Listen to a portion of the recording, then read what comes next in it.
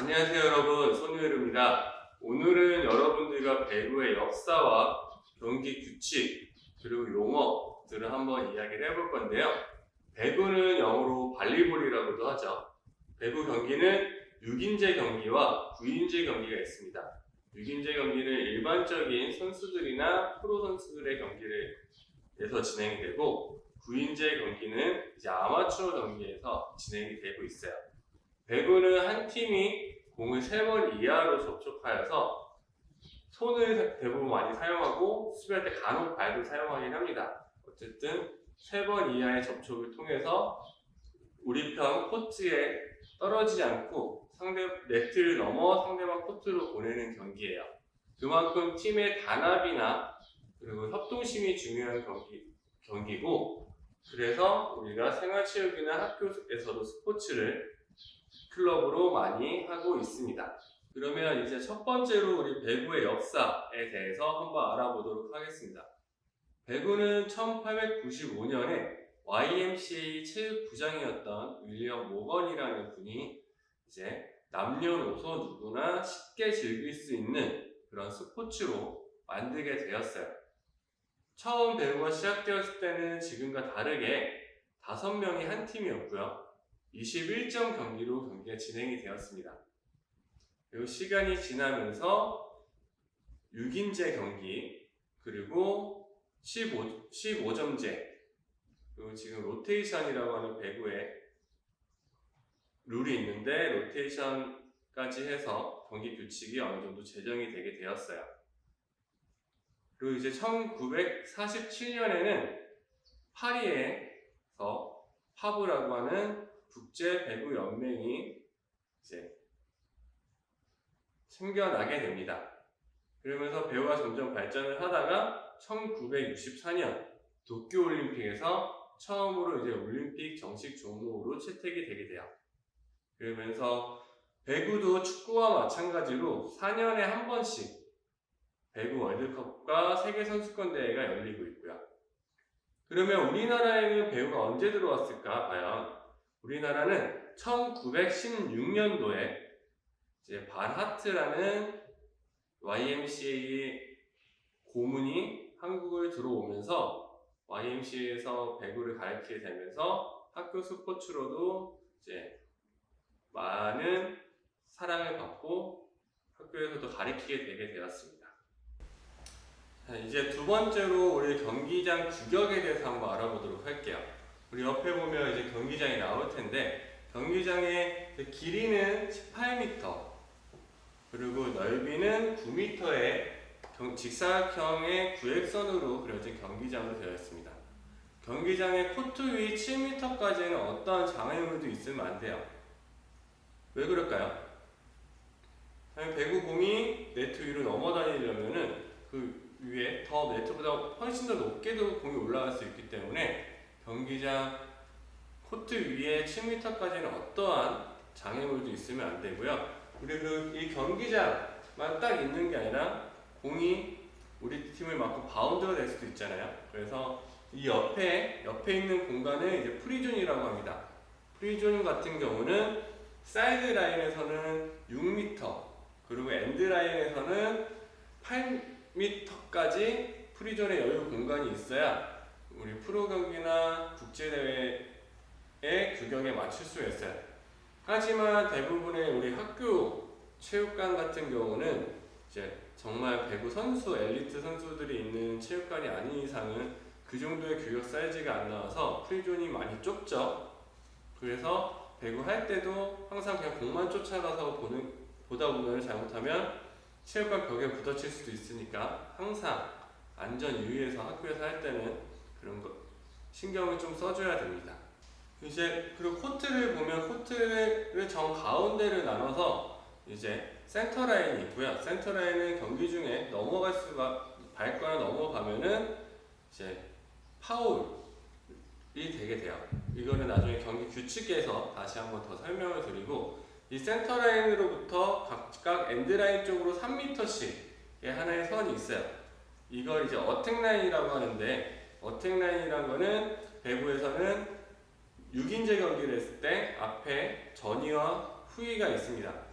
후열에 있는 선수들이 어택 라인 앞으로 와서 공격을 하거나 블로킹을 하지 못하도록 하는 하나의 경기 장치 중에 하나예요. 만약에 후에 있는 선수들이 공격을 하고 싶으면 어택 라인 뒤에서 점프를 뛰어서 공격하는 백어택이라는 공격 기술을 사용을 해야 되는 거겠죠. 그 코트 같은 경우는 단 색깔에 눈에 잘 띄는 색깔로 되어 있어야 되고요. 경기장 코트와 그리고 프리존의 색은 똑같으면 안 되고 달라야 합니다. 달라서 정확하게 이 코트가 어디까지가 코트고 어디까지가 아웃인지를 정확히 알 수 있게 제작이 되어야 하죠. 우리 배구장에 보면 가장 중요한 네트의 높이 같은 경우는 남자 일반 선수들이 2m 43, 여자 같은 경우는 2m 24cm로 되어 있습니다. 고등학교, 중학교, 초등학교 선수분들 같은 경우 다 높이의 차이가 많이 있지만은 우리는 일반적인 이제 남자, 여자 선수들의 높이 정도만 알고 있어도 충분히 괜찮을 것 같고요. 그 학교에서 같은 경우는 꼭 그 네트 높이를 딱 정확히 그렇게 맞추는 게 아니라 우리 학생들이 조금 더 재밌게 경기를 참여할 수 있고 수업을 할 수 있도록 네트 높이를 체육 선생님들이 많이 맞춰주기 때문에 그것보다 많이 낮을 수도 있고 많이 높을 수도 있고 하다는 점 알아줬으면 좋을 것 같아요. 자, 우리 세 번째로 이제 경기에서 사용하는 기술들에 대해서 알아보겠습니다. 배구의 기술들은 다른 스포츠에 비해서는 아주 많은 편은 아니에요. 간단하게 그래서 지금부터 한번 알아볼 텐데, 첫 번째로 우리 서브가 있어요. 서브라는 거는 경기를 재개하고 이제 시작할 때 사용하는 기술인데요. 엔드라인 뒤쪽에서 서브를 상대방 코트로 공을 쳐서 넘기는 기술입니다. 서브에는 크게 3가지에서 4가지 정도의 이제 서브 기술이 있는데, 첫 번째는 언더핸드 서브. 학교에서 처음 배울 때 많이 하는 밑에서 위로 쳐서 공을 넘겨주는 기술이고요. 두 번째는 오버핸드. 머리 위로 손이 올라가서 쳐주는, 공을 쳐서 넘겨주는 서브가 있고, 세 번째는 이제 스파이크 서브.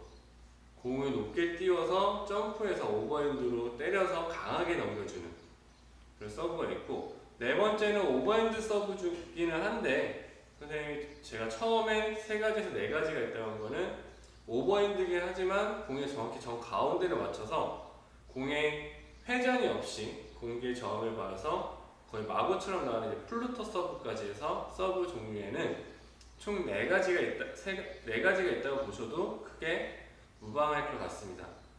이제 그리고 두 번째로는 이제 리시브예요. 리시브라는 건 공을 이제 받아낸다. 다른 말로 토스라고도 하는데, 리시브의 종류는 2가지가 있습니다. 언더핸드 리시브와 오버핸드 리시브가 있고요. 오버핸드 토스 같은 경우는 이따가 다시 설명을 해줄 우리 포지션 같은 경우, 이제 세터라는 포지션이 스파이크한테 공을 올려줄 때 많이 사용하는 기술이고, 일반 언더핸드 리시브는 상대방의 서브나 아니면 스파이크를 받아낼 때 많이 사용을 하게 됩니다. 그 다음에 이제 공격하는 기술인 스파이크가 있어요. 스파이크는 팔을 뒤로 젖혔다가 앞으로 위로 올려서 내리면서 공을 네트 위에서 상대방 코트 쪽으로 내려 찍는 기술이죠.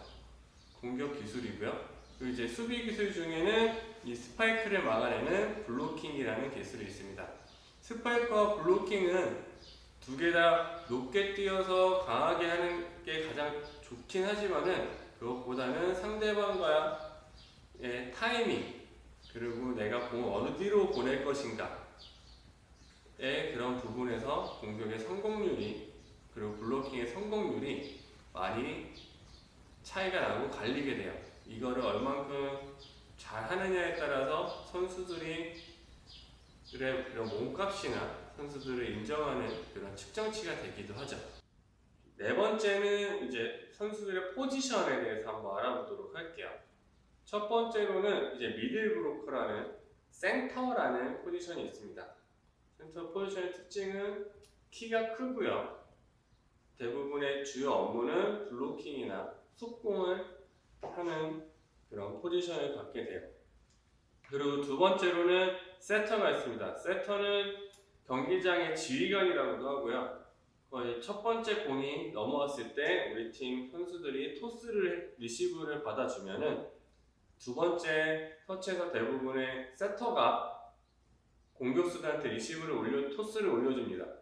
여기서 내가 왼쪽 공격수한테 줄 거냐, 오른쪽 공격수한테 줄 거냐, 아니면 속공을 쓸 거냐, 그런 거를 다 이제 세터가 결정을 해서 사인을 주고 경기장에서 조율을 하게 되는 거죠. 그만큼 세터가 멋있고 되게 재밌는 포지션이긴 하지만 엄청 어려운 것도 사실이에요. 오버토스를 정확하게 올려준다는 것 자체가 매우 고난이도의 기술이기 때문에 그런 게 있고, 그래서 저 같은 경우는 간혹 학교에서 수업을 할 때 세터들은 공을 그냥 손으로 잡을 수 있게 두 번째 터치 때 공을 손으로 잡아서 우리 팀 스파이커들한테 손으로 던져줄 수 있게끔 조금 더 쉽게 변형을 해서 경기를 하는 편입니다. 다음 세 번째는 윙 스파이커가 있어요. 윙 스파이커가 레프트와 라이트로 이렇게 크게 나눠지는데 그냥 왼쪽에서 공격, 그냥 오른쪽에서 공격하는 애예요. 한마디로 우리 팀의 공격수입니다. 김연경 선수나 요즘 이다영 선수 같은 그런 공격수예요. 공격수들은 주요 업무는 당연히 공격이겠죠. 하지만 공격수가 공격만 잘한다고 되는 게 아니라 항상 수비를 할 때도 같이 수비를 해줘야 되기 때문에 리시브나 그런 수비 능력이 같이 갖춘 공격수가 세계적으로도 더 높은 평가를 받는 게 맞고요. 그래서 우리나라에도 우리 김연경 선수가 전 세계에서 지금 외국에서 탑으로 불리는 이유가 공격도 가능하지만 수비 능력도 엄청나게 뛰어나기 때문에 그런 세계적인 선수로 지금 곽강을 받고 있는 거죠. 그리고 네 번째는 유일하게 조금 다른 포지션이에요. 리베로라고 해서 유니폼이 혼자 색깔이 조금 달라요. 리베로는 수비 전문 포지션입니다. 공이 넘어오는 수비만 할 수 있고요. 공격을 할 수가 없어요. 리베로는. 그래서 대부분 이제 배구에서 로테이션이 있는데 로테이션이 돌아갈 때 미들블로커나 아니면 그냥 윙스파이커 중에 좀 수비력이 약한 선수들이 후위로 왔을 때 리베로가 그 선수와 교체를 하는 경우가 많이 있어요. 다른 포지션들은 한 세트당 교체의 횟수가 정해져 있지만은 리베로 같은 경우는 교체 횟수가 정해져 있지 않고 수시로 들어갔다 나왔다 할 수 있는 유일한 포지션입니다. 그래서 배구 같은 경우는 기술이나 포지션이 다른 여타 종목에 비해서 엄청 많고 다양하지 않지만 그만큼 하나하나의 그 기술과 포지션을 숙달하기 위해서는 엄청난 노력이 더 많이 필요하다는 거 꼭 알아두시면 좋을 것 같아요.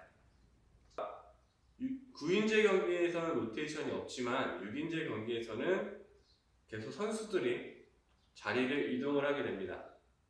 어떤 기준으로 이동을 하게 되냐? 처음에 스타팅 라인이 들어갔을 때에서 상대방 서브권에서 우리 편으로 서브권이 넘어왔을 때 시계 방향으로 한 칸씩 이동을 하게 됩니다.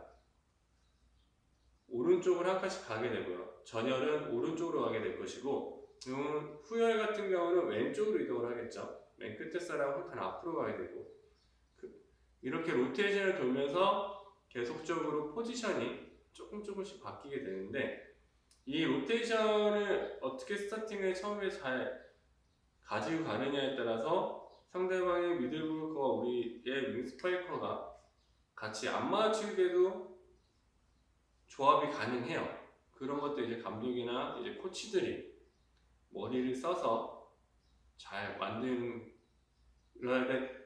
것들이 이제 전술 중에 하나겠죠. 이 로테이션은 그냥 서브권이 우리 쪽으로 넘어왔을 때, 상대방한테 넘어왔을 때 오른쪽으로 한 칸씩이라고 생각해 주시면 쉬울 것 같습니다. 그럼 이제 이게 경기 규칙을 한번 알아볼 텐데, 경기 규칙과 심판을 같이 알려드릴게요. 일단 더블 컨택트가 있습니다. 배구는 한 선수가 한 번에 두 번에 공이 터치가 되면 안 돼요. 이것도 이제 더블 컨택트라고 하는데, 더블 컨택트는 심판이 수신호로 이렇게 2를 나타내줍니다. 이게 프로야구에서 2를 나타내주는 게 이제 더블 컨택트고요.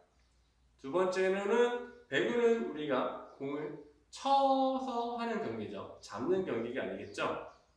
근데 경기를 하다 보면 실수로 잡을 수도 있게 되겠죠. 그랬을 때 이제 캐치라는 파울이 되는데, 캐치는 손을 위아래로 내리게 됩니다. 한 손만. 이게 이제 캐치의 심판 동작이고요. 세 번째는 우리 네트가 있을 때 네트를 넘어가면 안 돼요. 네트를 넘어가면 안 되는데, 네트를 넘어가는 파울을 이제 범하게 될 경우에는 오버네트라고 해서 심판은 네트가 있을 때 손을 네트 넘어가는 이 동작으로 오버네트를 표시해 주게 돼요. 그 다음에 이제 공격타구 반칙이라는 게 있어요. 예를 들어 후열에 있는 선수가 전열에 와서 공격을 한다거나 그런 공격타구 반칙 같은 경우는 머리 위에서 손이 얼굴로 내려와주는 동작으로 공격타구 반칙을 심판이 수신호를 줍니다. 그리고 이제 공격을 했을 때 볼 아웃이 되면, 공격한 팀에서 볼 아웃이 되면은 공이 밖으로 나갔을 경우는 양손을 이렇게 올려주고요. 그리고 어느 쪽의 공격권이라는 것을 수신호로 알려주게 돼요. 득점한 팀의 손으로 가르쳐 줍니다. 삐 하고 알려주게 돼요. 이게 볼 아웃, 볼 인.